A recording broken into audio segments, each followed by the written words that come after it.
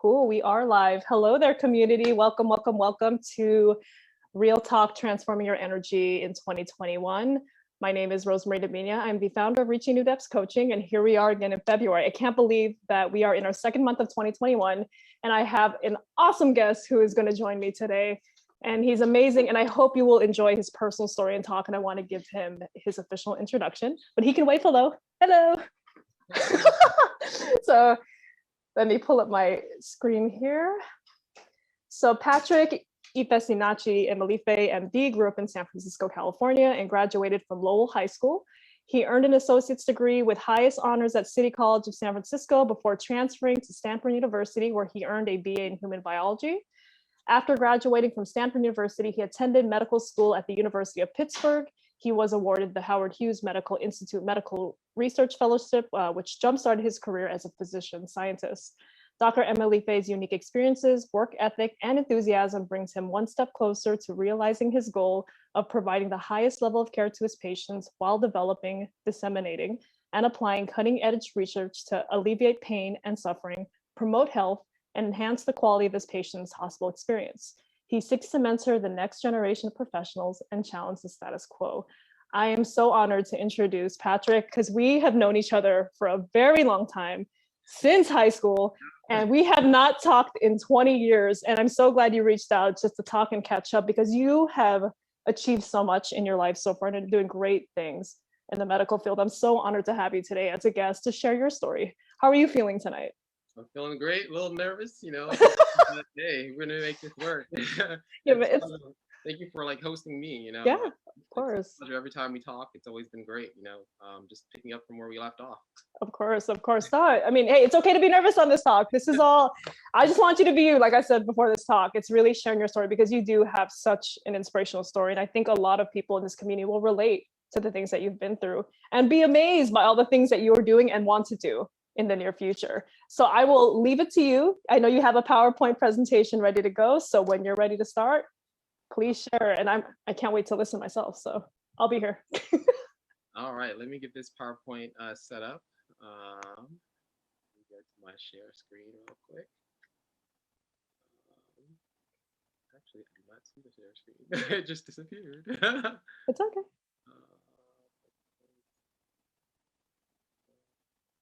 Hold on. It actually really did disappear.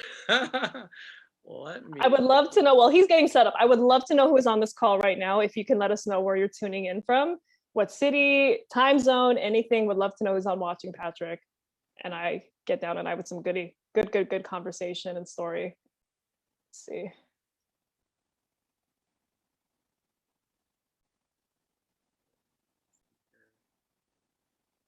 It kind of disappeared.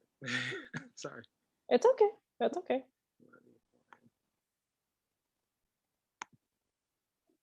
Well, if I can't get this back, I still can talk just through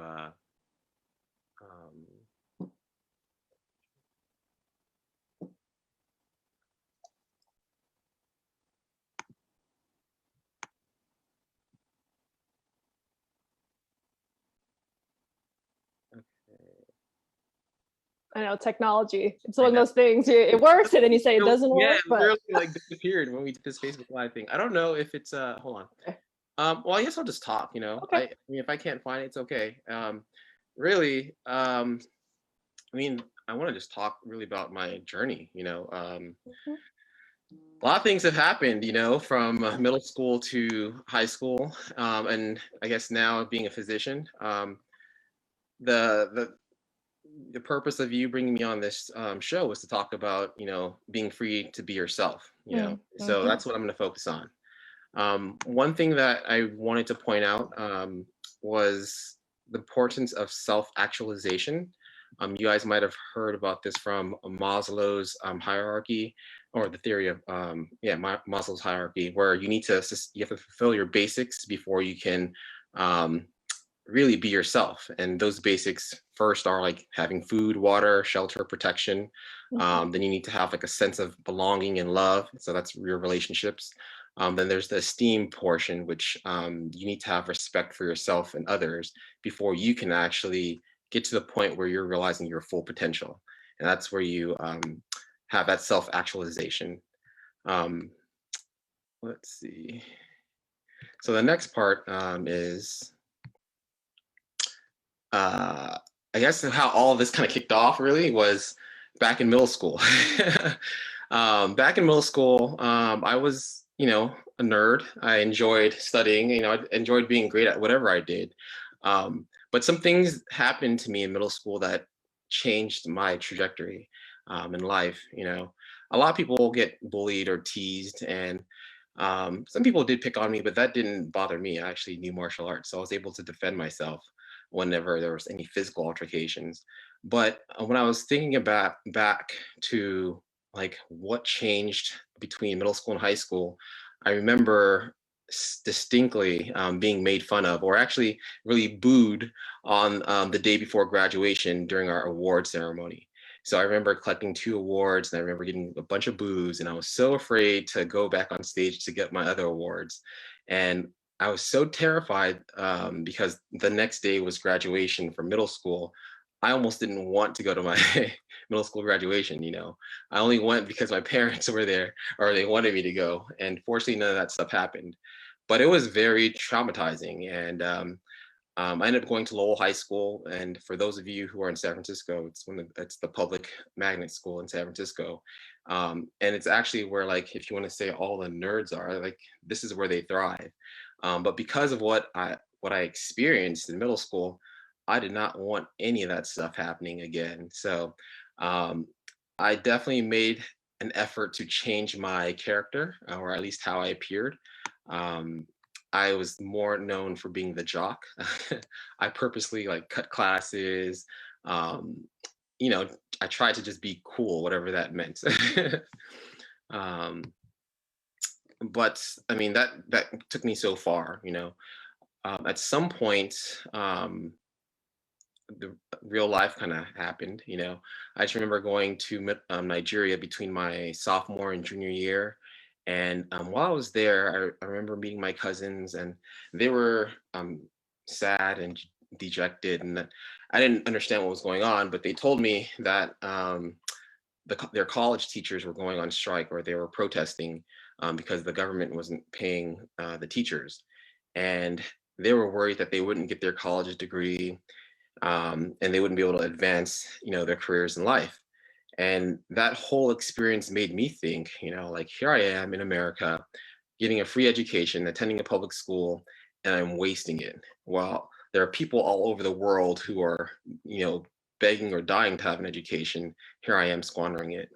So that kind of opened my eyes to some things when I came back to the United States. The second thing was, people started, my classmates started talking about colleges and where I wanted to go to college. And when I started reflecting about that, I looked at my GPA and it was like, what college am I going to go to, Um, and at the time, I was very interested in engineering, and that's one of the impacted majors. So it's tougher to get into those mechanical engineering or engineering majors because, everybody wants to go to them. Long story short, I did start taking my AP and honors classes, and I aced them. But because 2 years were already under my belt, when I applied to colleges, I got rejected from all the University of Californias. And I got into San Francisco State, but I didn't want to go there because I didn't want to be so close to home. So that was a difficult point in my life. If there was ever a such thing as depression, I think that's probably when I first ever felt that. Um, uh, it kind of sucked, like knowing that some of my friends would be going to a 4-year college, but I wouldn't be going there along with them. But fortunately, I had a college friend, I had a childhood friend, and I spoke to her dad about this, and he told me there's nothing to worry about. You can go to a community college, and at that time, I didn't even know what that was. But he told me that a lot of his coworkers had started their career at a community college. So City College of San Francisco was nearby, and I looked into it, and I found out that you could, transfer to a 4-year college from that. Um, so I want to stop before I get there, and I wanted to point out the first lesson that I kind of experienced or realized at that point, and that lesson really was only you reap what you sow. And what I mean by that is only you benefit from achieving your goals. Nobody else is gonna enjoy those things that you've gained, but you and maybe your family and your close friends. The corollary is, of course, only you will suffer the consequences of not realizing your goals. So if you don't reach your goals, you're not dragging your friends along with you. It's just you and maybe your family if you're taking care of other people. So that was my first lesson. So I took City College of San Francisco as a second chance. Really, my mission was to prove them wrong, if you want to call it that. I wanted to make sure that I got into every college that I applied to the second time around. And so I took all my work seriously. I graduated with a 4.0 at City College of San Francisco, and that was not a cakewalk. A lot of the courses were tough, especially like organic chemistry and physics and calculus, all this stuff. But I also tutored these classes. I tutored organic chemistry and general chemistry and some math. I was a TA for physics. I also got my first exposure to research with the NIH Scholars Program. So that exposed me to research, and unknowingly, it also beefed up my resume, but it was the first time I got truly involved with the scientific process. One thing I did not realize was how inexpensive it was to go to a community college. I think now, if you're a San Francisco resident, you can actually go to a community college for free. But for those who kind of question whether the classes are rigorous, I was able to take my MCAT, which is the medical school admissions test, and I did very well on it before transferring to my four-year college. So the craziest thing of all of this was when I applied to college again, my chemistry professor actually recommended that I apply to Stanford, and that was not even on my radar the first time around. So when I did apply, I got into all the schools that I applied to, and I got into Stanford. So Stanford made that really easy for me to to actually go there because they had a hefty, pretty good financial aid package. But I'm glad that I did not look at the acceptance rate. Sometimes, sometimes it is nice to be blissfully ignorant. The acceptance rate was like less than 2% for transfer students. So that was one accomplishment, and I guess I proved them wrong in that regard. So I'm going to stop there and go to lesson number 2. That one, the second lesson that I really gained from this was it's not about where you go, but what you do with where you are. So you got to make the very best of your situation. City College of San Francisco is a public institution versus Stanford, which is a private institution, and it was very different in terms of your resources or I guess access to resources. At City College of San Francisco, I really had to look around for things, whereas at Stanford, they had all these opportunities that they would email you about. So having been in both situations, I can say, if you're motivated, you can do whatever you want. You might have to do a little bit more work though for it. I have a question for you. I mean, Yeah. these are 2 great lessons so far. I mean, just based on your second lesson, like what had given you that motivation to go for this? Obviously, these were routes that weren't easy. They weren't given to you. There was some work that you had to do to get there, to get where you were at that point in your life. So Yeah. what motivated you to do it? I think it was truly two-found, or there's 2 answers for it. One is I definitely, in a way, I don't like saying revenge, but I felt like I had to prove myself, so that was one part. But the second one was truly like,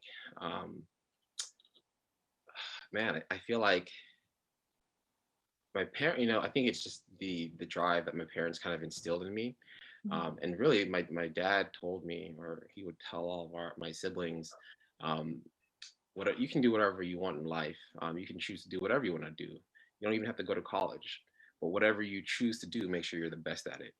And before I started college, like I said, I was thinking about engineering. I wanted to design cars, but some things happened to my grandmother that kind of shifted gears for me and made me want to go into medicine. And once I decided to do that, it was like I started to think about this whole MCAT thing, and I knew that the what do you call it? The MCAT would be like a big challenge for me, especially since, after talking to some people, 1 year, 2 years, 10 years down the road, some people, question whether the community college courses would be strong for that or good enough for that. And, I felt like the education that I had at City College of San Francisco was amazing. Um, I mean, even the content was comparable to what I saw at Stanford. The only thing that was really truly different was that at Stanford, a lot of these professors are actually doing research.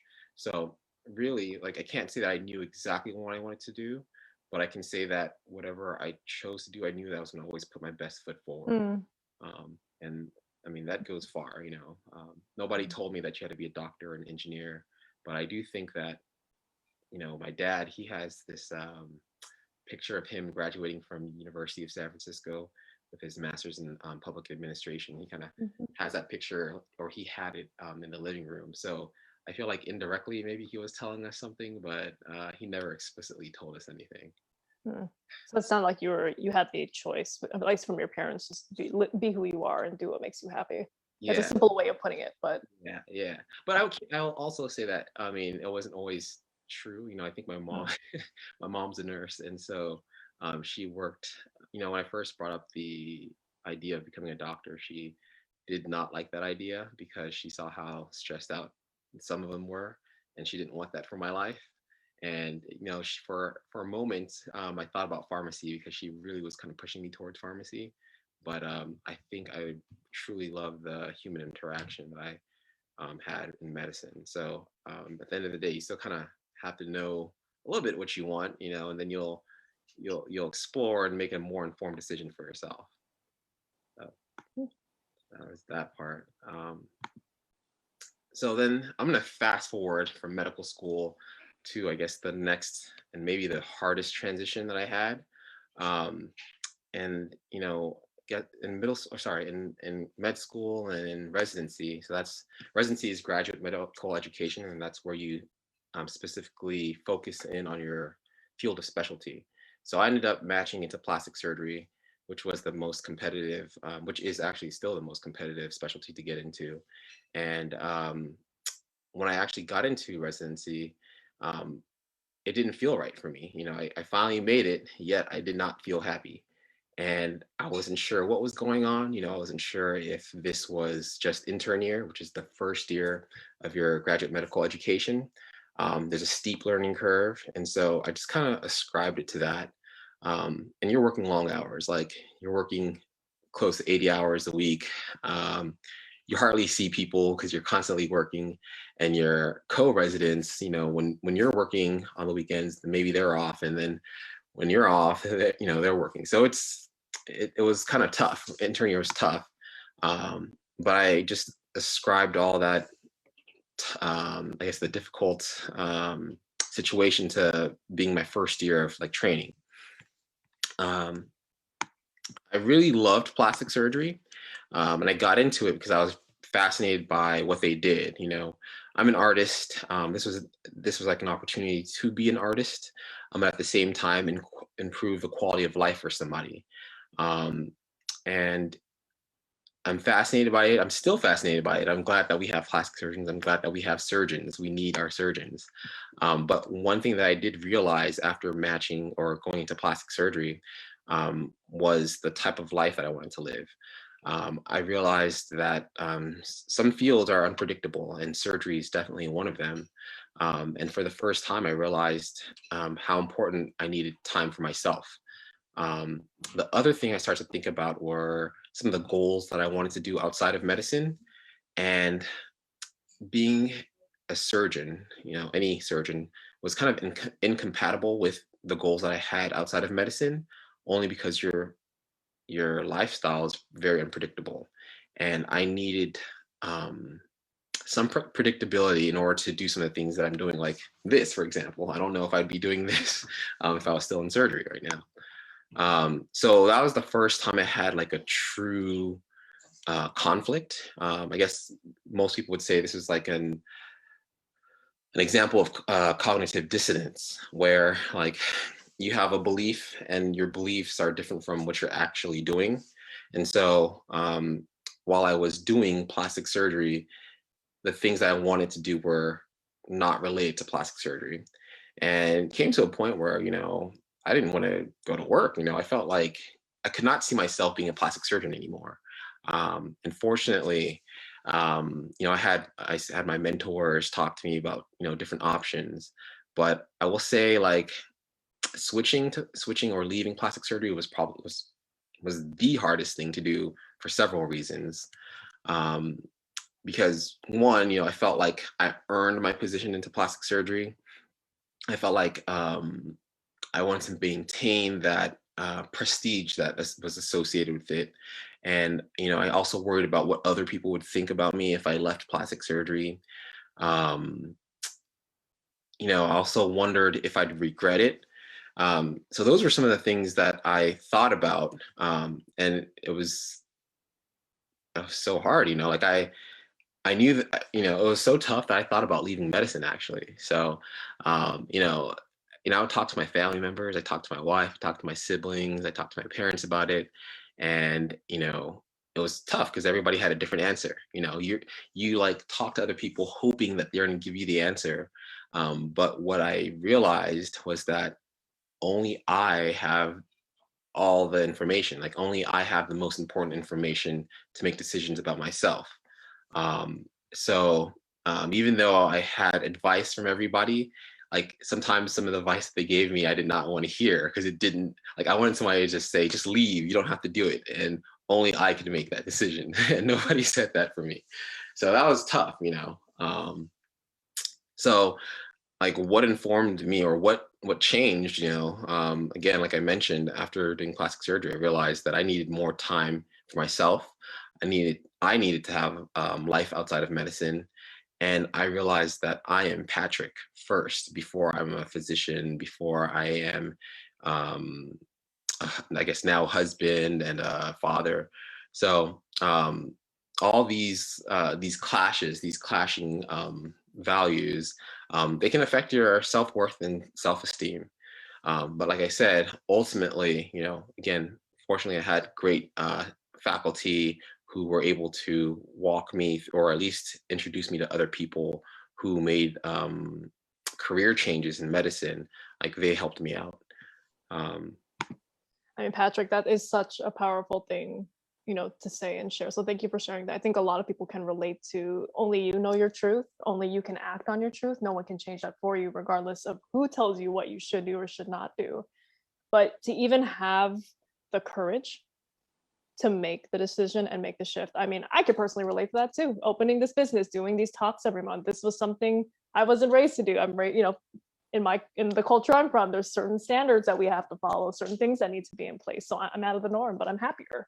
Yep. You talk about identifying as a whole person, not necessarily identifying as just being a doctor, but that you yourself are you, Patrick. You have your family, you have your son, you have your wife, you have the things that you love, and they are all equally important to you. So I just wanted to put that out there because that is important. That decision to actually be happy, and whatever that means for any of you who are watching, what does that actually mean? I mean, it's going to be a little bit different, but there's a feeling deep down inside. I don't know if you can relate to this, Patrick. There's a feeling where you just feel free. Yeah. Like you feel calm. It's peaceful. It's quiet. And that's, I think, the feeling we all try to strive for in our lives, because there's a lot of stuff that happens. And sometimes we make decisions based on social pressure or or peer pressure, society. Like, this is because it's the new trend. This is what everyone's doing. I mean, that translates even when we were teenagers in high school. Good God, the stuff that we'd wear, the baggy clothes or the new tank top. For the people are on here, if you had the lip liner, lipstick thing going on for the girls, if you can relate to that. I mean, just to give an example, it's hilarious thinking back to it, but sometimes we all fall for that. So to really find who you are is such a powerful thing. It is, and it's a beautiful thing. So anyway, I just want to put that in there. We have a lot of hearts going up here when you were commenting on that. So keep going, man. This is great. Yeah, I definitely am gonna follow up with that because it never goes away. Like in middle school, it's like peer pressure, or people making fun of you. For me, when I was in high school, well, it's trying to be cool. So it was like, I guess I was finally at a place where I could like truly be a nerd, but I was so traumatized from what happened to me in middle school that I didn't actually be the person that I truly could have been in high school. And then college comes around, and in a way, it's almost like middle school again. Like I remember being in some of my classes, and whenever I had projects where we had to have teammates, like nobody wanted to be my partner. And then I would like excel in the class, and then people would kind of cling on. But this time around, I was like, I don't care. Like they're not riding on the same boat that I'm riding on. Like I know where I want to go. Um, I will say, like going to Stanford was probably one of the most freeing experiences I've had. And it was probably the first time where I felt like I could truly just be myself, because for the first time I saw diversity in race, diversity in ideas, diversity in opinion. It was the first time that some of my beliefs were challenged. And I grew up Catholic, and I had other Christians like, getting on me about religion. It made me question a lot of things. Um, but I welcomed it. It was hard. It really forced you to think about what you believe in and why. And sometimes you may rationalize things out, and sometimes after thinking about it and reflecting, you may still have no true opinion, and that's fine. But you have to realize that for yourself. Like nobody can force anything on you. You're the one to come to your own conclusions and um, make decisions for yourself. And, in college, we're still developing our minds. So, of course, we're not going to have our answers. We're still going to make our mistakes. People Yeah, are. that's right. I mean, Yeah. 20s are crazy. Your teenage years are crazy. I feel like your 20s are crazy. I know we're both in our 30s. I mean, I still think sometimes my life is crazy, but definitely much more calm Oh, yeah. compared to like your 20s. So I get it. I'm curious though, because you talk a lot about you to make that decision and come to your own truth. How did you do that personally? It's tough. I think honestly, I kind of alluded to like asking other people. I think Mhm.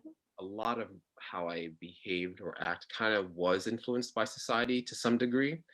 And when I was in medicine, that was like the first time where like society truly didn't have an influence on me. Aside from choosing like my specialty, and again, that was more of like I need to prove to my class that I can make it. I'm a Black guy, and so people see that and they assume things. And the fact that I matched into plastic surgery was great. I don't know if we had any other Black people from my med school that graduate or matched into plastic surgery, but like that was an accomplishment for me. But when it comes to like what I truly wanted to do, like in your heart what you want to do. It's just, do you give yourself that permission? And when I talked to my wife about it, when I talked to my sister about it, when I talked to my family about it, I was looking for their permission. But Mm, they can't give you that permission because they don't know what you really want. They don't, like I said, they don't have those important data points that you have, that while it may seem impossible for them, like it may be a true possibility for yourself because they're missing some information. You have it. mm, So, it's scary, because the other part is like you want to make this change, but we're afraid of the unknown. We're afraid of making mistakes. We're afraid of having regrets.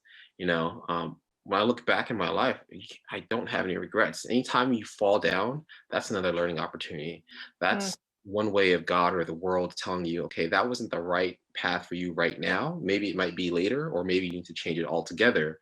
But I didn't get the answer that I was looking for, which then ultimately meant like you have to make this choice for yourself.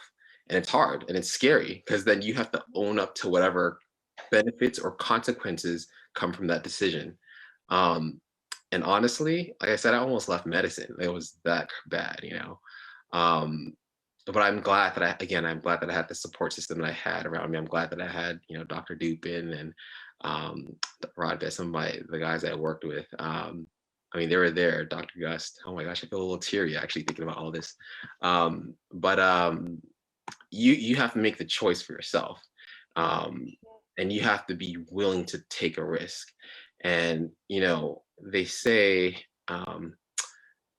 What is it, the best things don't come free? I don't know. I don't remember the saying, but like it's not going to come easy. You know what you got to do, and it's scary, but you got to take that risk. And if it's what you truly want to do with in your heart, it's going to work out one way or another because you're going to have that passion and that fire to make it work. Um, mm. when somebody tells you to do something, you're gonna do it to some limit. There's gonna be something that's gonna tell you at some point, like, this is my border, this is my threshold. But when it's something that comes from your heart, when it's something that you have a passion for, you're gonna find a way to make things happen. And I think, after switching, a lot of things changed. I finally had a lot more time to myself.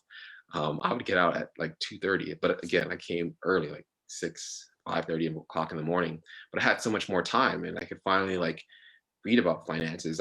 Finally had time to think about projects that I want to do outside of medicine. I want to give back to the community. I've I've gotten to where I am because of all the mentorship and the support that I've had, and I wanted to be able to give that back. And I'm not saying that you can't do that as a surgeon, but for me, for the things that I wanted to do, like that path wasn't going to work for me. Um, at least not if I wanted to do it simultaneously.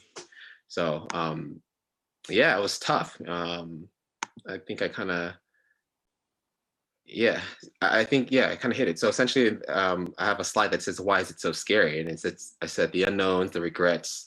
You can't rely on anyone else to decide for you. Only you know your situation. Um, and if you don't know something, you have to gather more information. You got to gather that information to make a more informed decision. But even when you make that decision, you're not gonna, you don't have a crystal ball. So you just have to give it your best. Oh, I am curious to know, for anyone who's watching, can you relate to this? Is there something that you want to change in your life and it's eating at you? That could be one possibility, but it needs to happen. There's something that you don't feel happy about in your life and you want to stop. What's stopping you from changing it? I'm curious to know, for the people who are watching live. Give me one sentence or one word. Is it fear, anxiety? Is it the unknown? I mean, I can relate to all that. It's the unknown scary. It is. It is. It's a scary thing. My perspective on looking at that, if you are unhappy with something and you already know it makes you unhappy, why stay with it? If you already know it doesn't work. The unknown is questionable, meaning that you can create in this space of the unknown what you want it to be. And I mean, you can't predict external factors, but you can predict how you approach it and your intention behind it, and that will drive your actions. I mean, I'm more of a believer that once you are firm and whole with yourself, then everything else outside of that will start to fall into place. And that's what sounded like happened to you. Once you made that decision, you're like, no more plastics, moving on to the next thing. It had given you a new specialty, which you now enjoy, which I know you'll share more about in a second. It had given you more time with your family, and you were just happier with yourself, period. But it's scary. It is, I'm gonna acknowledge that it is scary to take a risk and make a change, but at the expense of what, right? Your happiness, Exactly. your life. Exactly. So that's something I always put out there to people. I'm like, if you already know it doesn't work, why not try something new? You're investing more energy into something, obviously, that you already know it's making you feel more sick, whether that's emotionally, physically, or spiritually. So I give you more kudos. Okay, I know you got more with your story. Yeah. Go ahead. You hit it right on the nail. Like when something's not working right the first time, you try it again, it's not working. That's your sign to move on. And even in anesthesiology, you don't do the same thing like more than 3 times. Like if it's not working, you need to move on to the next thing because somebody's life is in your hands. So just think of yourself having your own life in your hands. If something's not working, move on. Um, so things that kind of like you mentioned, once I switched to anesthesiology, things got a lot better. I actually had more free time. I had time to, my wife and I were launching our own company soon. um, we've been doing a lot of YouTube. Like I'll give you all that information later. But after switching, that's when my wife got pregnant, and who was taking care of my son, like when she was on call doing her 24 to 36 hour calls, it was me. There's no way I could have done that in plastic surgery. And I knew that I was postponing my life by continuing to be in that specialty. And again, I love the specialty. It has nothing to actually truly do with the specialty. It's just with the goals that I had in life for myself and how I saw my family, it just was not compatible at that time. So, here I am now. Like, I did anesthesiology at LSU in New Orleans. Ended up coming back to the Bay Area at Stanford to do regional anesthesiology and acute pain medicine. I'm working with awesome people. I'm so happy that I'm doing what I want to do. I'm doing what I want to do. I'm teaching residents, I'm like managing a whole service. I'm in charge of making sure a service runs at Stanford. It's awesome. Um, Once you get to your place though, like we mentioned, once you reconcile your truths and actually pursue it, you constantly have to refine and redefine yourself, because things change, like for some people, like, actually everybody got affected by COVID, so with COVID, a lot of a lot of plans changed. I was supposed to work at the VA before coming to Stanford. That got disrupted. I ended up going to Indiana for some time and worked. I never ever thought I'd be going to the state of Indiana. Like, things change, and you got to roll with it. So continually redefine yourself and refine yourself. And the biggest thing I'm learning now, now that I'm actually like I'm a licensed anesthesiologist, that with that comes more responsibility. With that comes, like, it's a promotion. And so now, like, you're in a place to provide support or be a voice to those who may be voiceless. So like now, whenever I'm in a situation where I see somebody picking on somebody, I can say, hey, like, why are you doing that? Like, I don't feel like I need to cover or duck my head down and just kind of ignore it. Like, I'm going to do something about it. So I do think I feel weird saying this, but I do think that sometimes there is a time and place to do things or not do things. And when I was training, there were some things that I didn't agree with, but if I were to do something about it, I could have been retaliated for doing stuff. But I knew that, like, once I got out or once I finished my training, I would not let certain things I would not let things happen on my watch. As long as I saw it, I'm gonna call it out. So as you become free with yourself, as soon as you become, I guess, self-actualized, or once you're reaching your full potential, like, realize you have power to influence other people's lives too. And whether that's through support or sponsorship or mentorship, like, exert it. Everybody, you're here for a reason, and no one person is more important than another.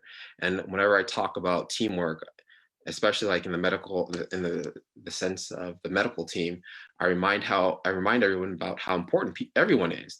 Like, we have janitors, and they're very important. If we don't have our janitors, like, people, like, when we're done with surgeries, the room's gonna be messy. We're gonna be passing on diseases to other people.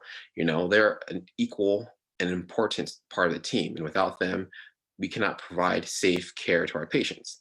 So everybody's input matters. Everybody matters. So don't count yourself out. You have something to contribute. Don't hold back. Especially when you're at a place where you can say that. And not everybody can, like, say something at that time, but usually there's someone in the team that does have that power, or maybe that authority, where they can back someone else up when they see an injustice. So I think part of you realizing your full potential is not just enjoying it for yourself, but ensuring that you're pulling up someone else with you.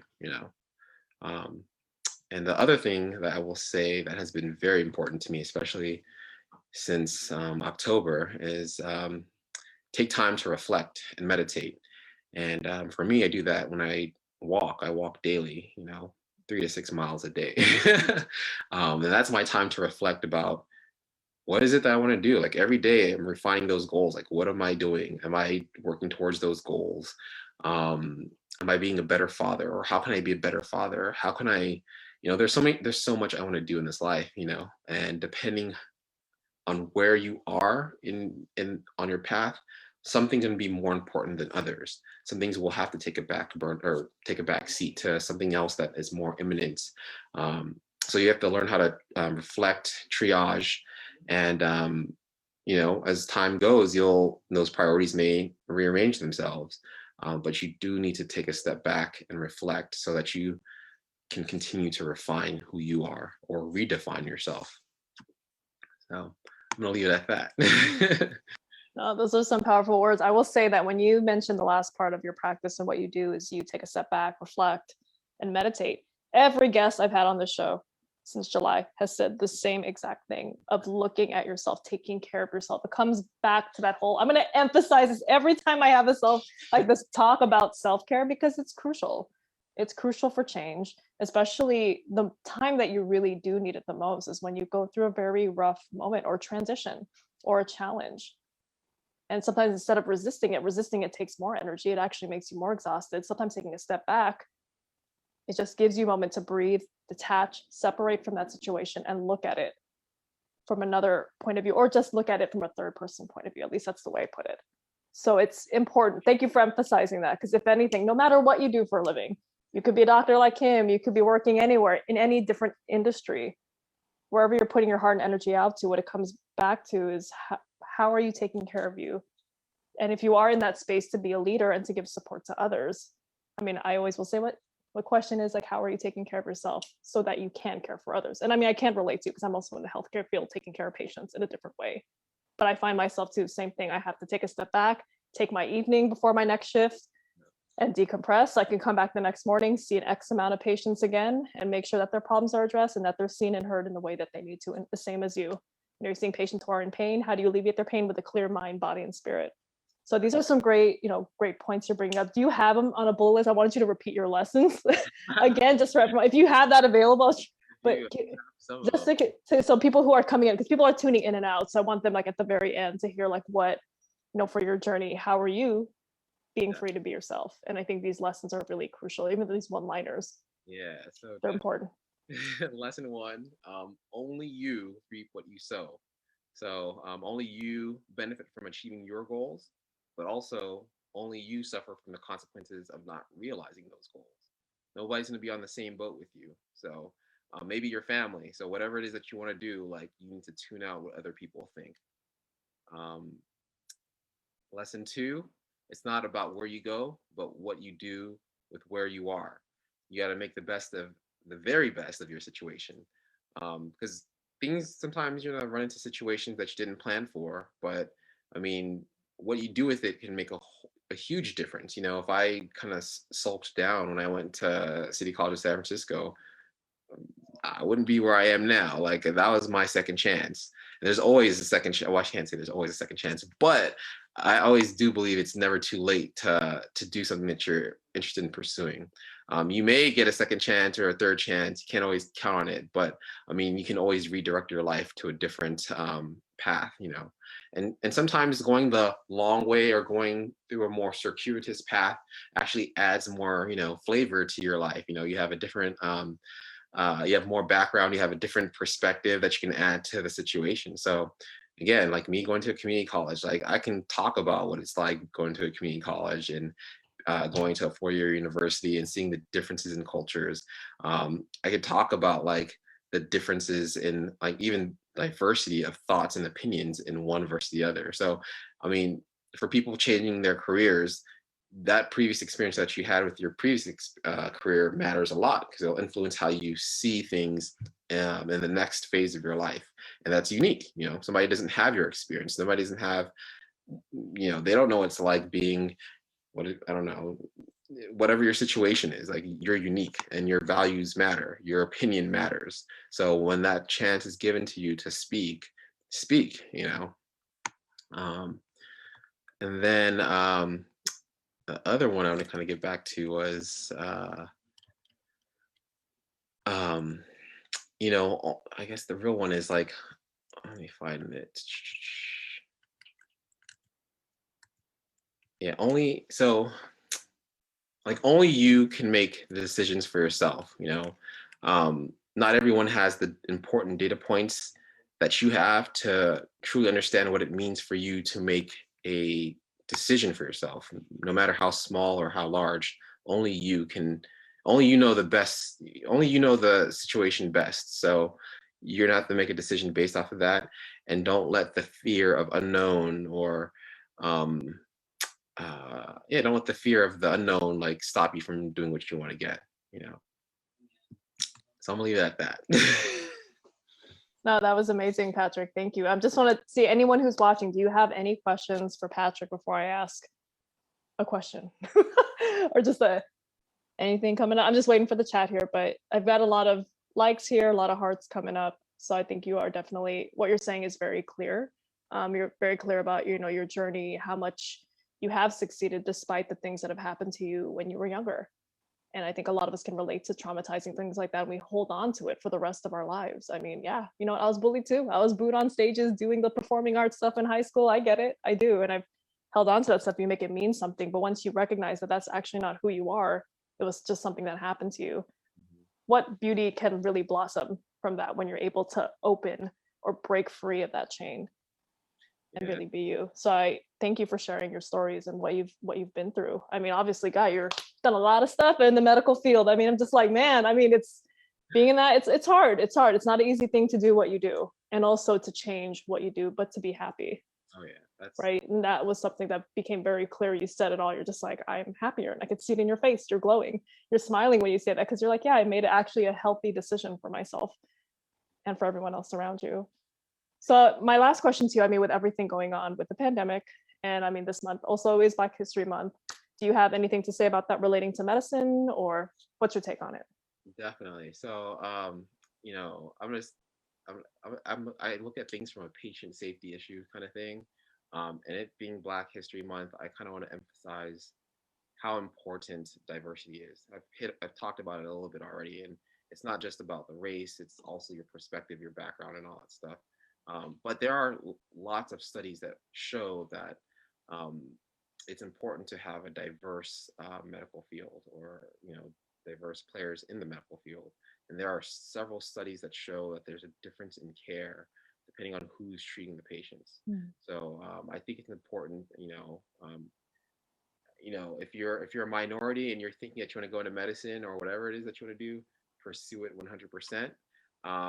For those who are in the majority, like, be an ally.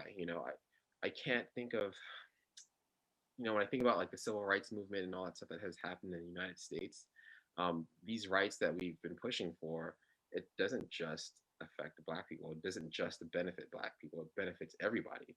A lot of like other minorities benefited from it. A lot of immigrants benefited from stuff. America benefits from this stuff. When you look at like our tech and our medical field, we have a lot of immigrants in these roles. So I just want to highlight the importance of diversity, um, and just really treating everybody with dignity and respect. This race, it's a made up construct. There's no such thing really as race. It's only a socially constructed thing. Our DNA, like, we share more than 99% of the same DNA. It's just a few things that dictate what your skin color and all this some of these other characteristics that we have. So treat everybody with dignity and respect.